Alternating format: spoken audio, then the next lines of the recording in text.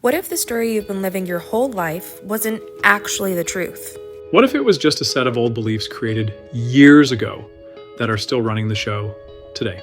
I'm Victoria. And I'm Milt. And this is Rewrite Your Story, the podcast where we explore how the narratives in your head shape your life. And how you can begin rewriting them with clarity, compassion, and tools you can actually use. Let's dive in.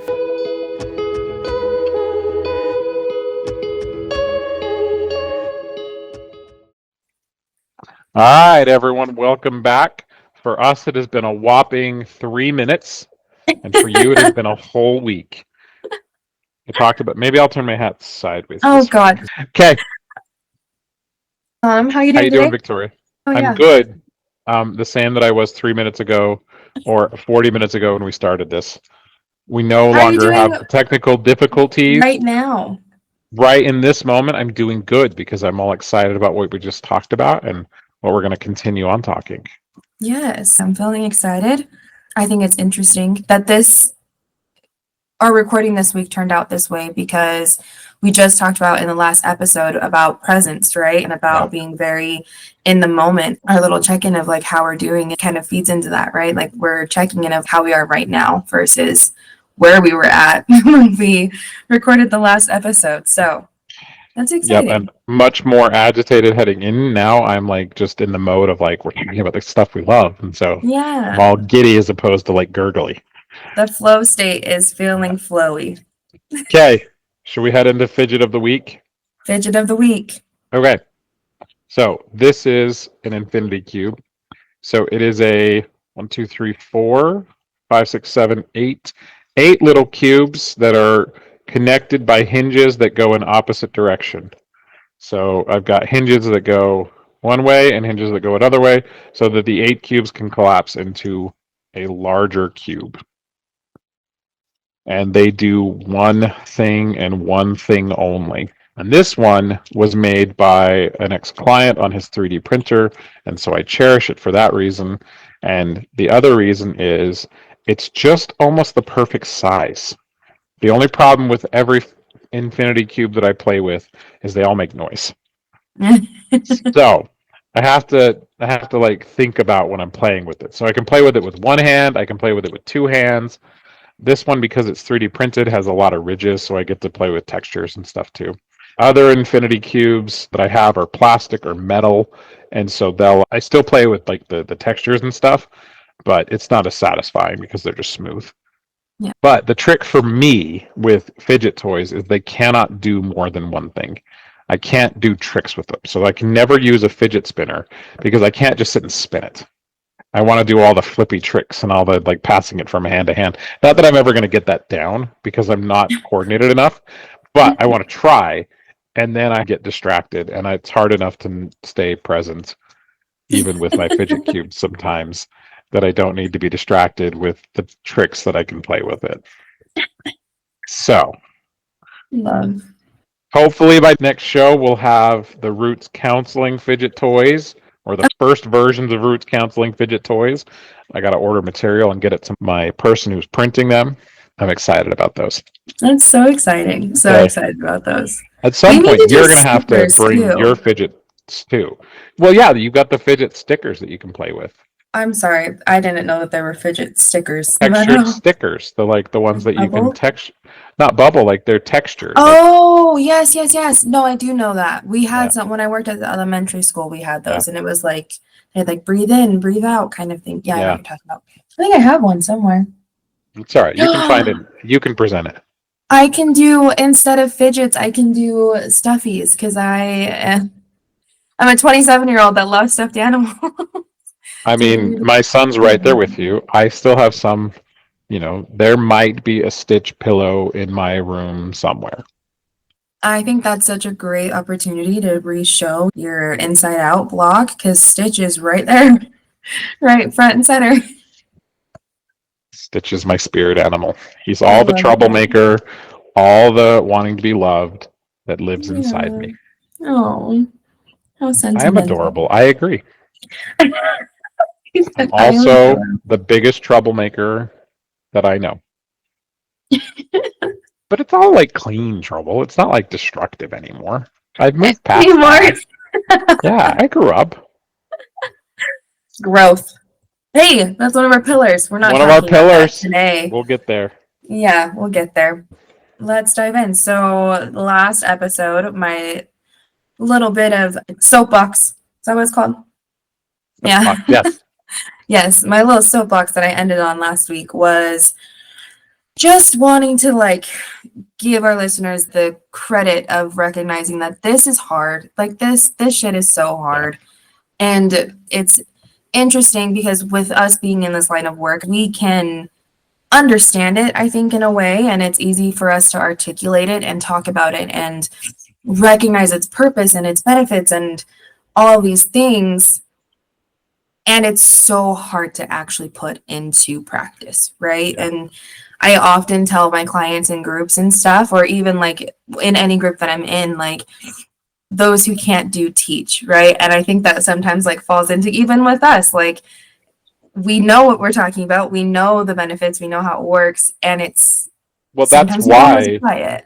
That's part of the reason I attached to DBT, because there's a piece of DBT when you're teaching it, you're not above the students. Yeah. You're in fact one of the people who's in there. And so we share examples of our own life all the time. My clients have known all of the fights that my wife and I have had for the past 15 years. Because that's part of the model. That's part of life. We fight. We make up. We have wonderful lives that are full of complex and diverse emotions. Yeah. And so it is hard. And I don't like therapy that doesn't reflect honesty. Yeah. I'm noticing that a bit in my practicum for my internship this year is because I'm working with individuals who are on parole and probation. And so it's honest. But the groups that I'm leading, it's a very more CBT focus, which is great. Obviously, CBT Sure. is amazing. And it's hard because I'm not doing the work the same way that I do with DBT, with my DBT groups, right? And it's a very specific type of individuals, right? And so we look at addiction and we look at criminal behavior and things like that. And the moral reasoning theories that go into it, and understanding, their history and how all of that matters to why they got to where they got to. Yeah. And I'm noticing it's difficult for me to experience a sense of relatability almost in a way. I can understand, and I feel like I can empathize or sympathize, whichever one you prefer, and to an extent, but I'm not doing the same work that they're doing. And it's a hard spot for me. I don't like it. There's definitely a part of me that's should I get arrested just to see what it's like? You know what I mean? Just to so I can be in it with them. So that's a great tie-in to where we're going, right? Yeah. So why don't you read the part of the manual that we're working on, the part that stood out to you, and then let's tie that into what we're talking about. Yeah. So in the SAS model, learning does not mean gathering information. It means creating accuracy in perception. The goal is to understand how internal and external events truly unfold, not how we assume they unfold, so that later correction or growth occurs on real data rather than guesswork. Yeah. So now take that to where you were going with what you were talking about. No, yeah, that's so true, because it's you're trying to convince yourself that you need to be arrested. Yes, but so also that you on the could flip get side, that. Okay, maybe I'm just trying to justify wanting to get arrested. I don't want to be arrested by any means, but I feel like on the flip side of that, where my mind went with that is that real data part rather than guesswork. That's what I'm doing when I'm in those groups, right? I am guessing what they're going through. I am guessing what their experience was in jail or in prison or on the streets or whatever, and I don't like that. But some of that is because you're trying to overload the data. That's the problem. You're trying to make sure you understand exactly where they're coming from and how they got there. And I get it, right? We are people who want to give empathy to people who don't get a lot of empathy. And so I understand the motivation. And you can see how that's getting in the way of just doing the work. They need you to be a compassionate person. Right. They also need you to be a person who's knowledgeable and can teach them. Yeah. So I had an experience where I was asked to do a church service at our local county jail. And I couldn't not be therapist Milt. Okay. And so I started teaching some church stuff through a therapy lens. And it was really interesting. When the female inmates came in, they really liked what I was giving to them. And I was able to tie it in. But the male inmates came in, and I was teaching a lot more with them. I don't know why. One of the big kind of scary looking guys in the back shouted out, "I came here to hear about Jesus, now how to fix me." And I went, "Oh yeah." I wanted to give them all the information as opposed to respect the moment. Yeah. And they didn't ask me to be a teacher to them. They asked me Yeah. to come in and share some nice spiritual uplifting words. Yeah. And it was a really cool lesson, because in that phrase, like, go back and reread the statement again. In the SAS model, learning does not mean gathering information. It means creating accuracy in perception. The goal is to understand how internal and external events truly unfold, not how we assume they unfold, so that later correction or growth occurs on real data rather than guesswork. So the difference between gathering data and observing, that's what we're talking about here.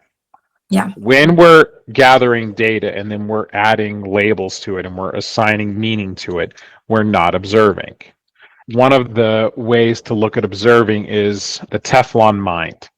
It's like a Teflon pan where things just come in and slip right out. Like, we've seen all the commercials where, like, the reason you should buy this pan is because it could flip an egg and then the egg just comes out clean. That's what we want with an observing mind. So all of those things that you took in, they're all information. The moment you start calling them data, you start then assigning meaning to them. Right. And then think about how that drives you away from the goal or the purpose of what you were doing. This is where it's really hard to distinguish, because we don't know how to stop gathering data. Yeah. We are not good with just experiencing the moment. And that's where it gets difficult. And so this is where you get into, like, the moment isn't necessarily right or wrong. Now, obviously, there's some caveats to this, right? If it's not a safe, then gather data and get out and get safe. You know, don't stop in the middle of the road and observe. There was a time we were leaving a football game, and it was really, really dark, and it was really, really cold, and it was really icy. And my daughter was walking ahead of me, and she was like 7 or 8, I think. And we were coming to a main intersection, and I saw the cars coming super fast. It felt like they were going way faster than they needed to. So I was already tuned into that. And at some point, my daughter decides to bolt. Oh no. We don't know why. No one said run, but at some point she just starts running, and she's running right to the intersection, and all I'm seeing is the two car and her colliding. That is not a moment to observe. Right. I did not observe in that moment. I ran and grabbed her and yelled and said, "Stop." And she did. And the car went by, and we all went, "Oh my gosh." And my brother was right next to me, and he was freaking out. And my wife was behind me, and my sister-in-law. And all the kids are like, "What?" And the adults are like, "We're watching a child die in front of us." There are absolutely times to label and jump to action. Yeah. Mm-hmm. In most moments, though, we can just observe, we can experience. So I want to read the part that I liked. The learn pillar is establishing precise perception. I love that phrase, precise perception.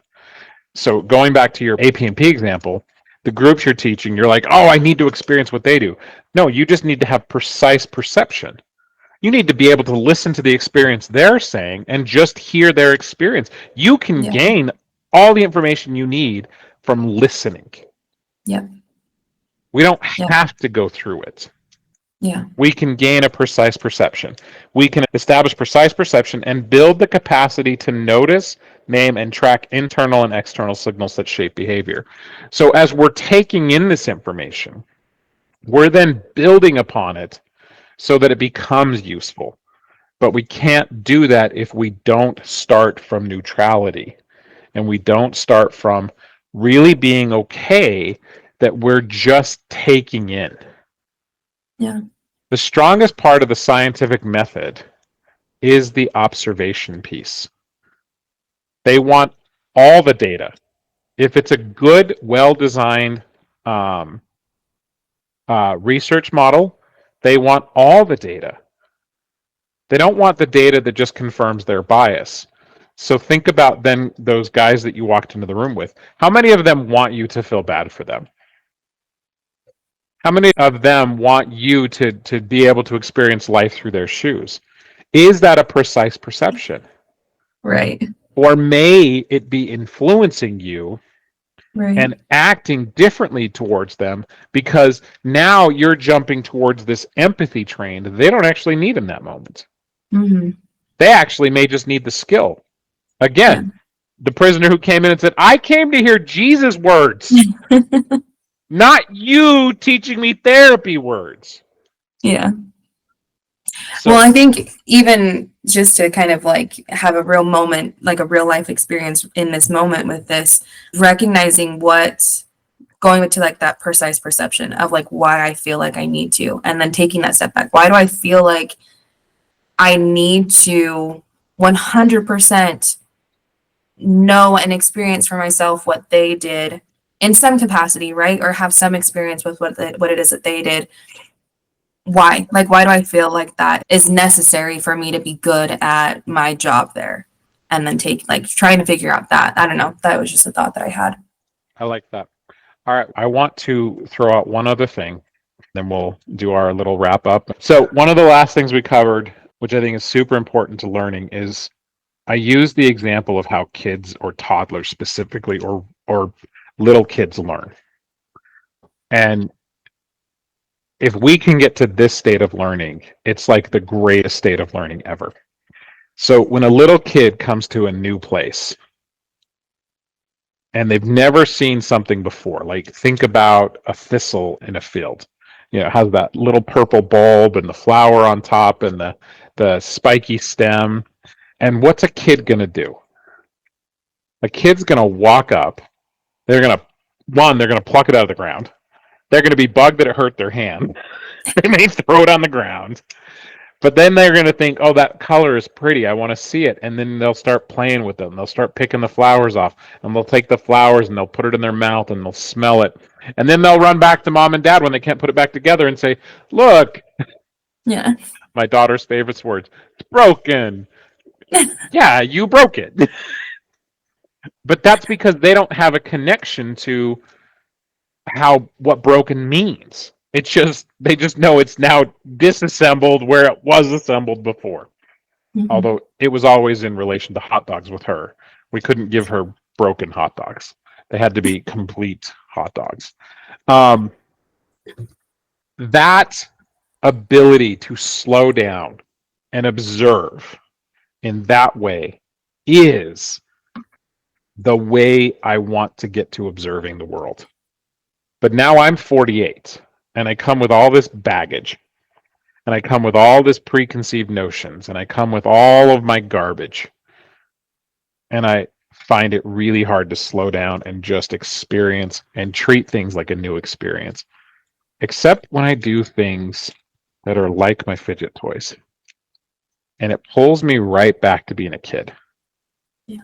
And that's why I love them so much. Is because if we can get to that neutrality and I can just experience my fidget toy, then I can learn to, again, increase my capacity to experience the moment more effectively. That's the goal of Learn. Yeah. We want to be able to be a descriptor of the present moment, understanding the past influences, understanding the future catastrophes. Not because they are going to happen or they did happen, because I know that my brain wants to keep me alive, and I only have to give it the attention I have to give it. So I can just be in this moment, playing with my fidget toy, and recognize what's actually going on. Yeah. I have a question, and maybe this is what we can kind of get into next week too. Where is that connection between neutrality and curiosity, because we said curiosity a lot too. I think neutrality allows us to have curiosity. So, and this is why I think kids are awesome, right? Kids don't have preconceived notions. They have the world that's given to them by the people around them. The only reason they know this is a fidget cube is because we told them it was a fidget cube. Right. If we told them it was a jub, they would call it a jub. Yeah. Oh, that whole concept of like, what if an apple was actually called an orange and an orange was called an apple kind of thing. And why is that so messy for us to get over? Yeah. And really what it is that we have created a construct in our brain so that we can't be curious. Partly because, and we can get into the survival techniques of this next time. So yeah, let's definitely follow up with that next time. I like it. Awesome. Takeaway. I feel bad that this felt a little rushed. This was all good stuff today, and we're very sorry we are technically impaired, and hopefully going forward we'll be good technical people.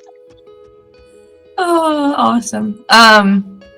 My takeaway, I really enjoyed this. Even though this one was a little shorter, I think it was a solid, like, just clarification kind of stuff. Yeah.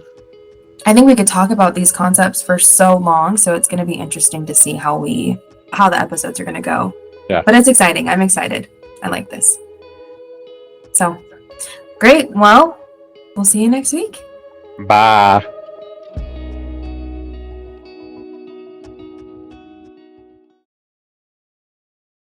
Thanks for joining us for today's episode of Rewrite Your Story. Take a moment to notice what story showed up for you today. Remember, you're not your story. You're the one holding the pen. And each moment is a chance to write a new chapter. Be sure to join us next time as we keep exploring the path towards self-alignment. We'll see you then.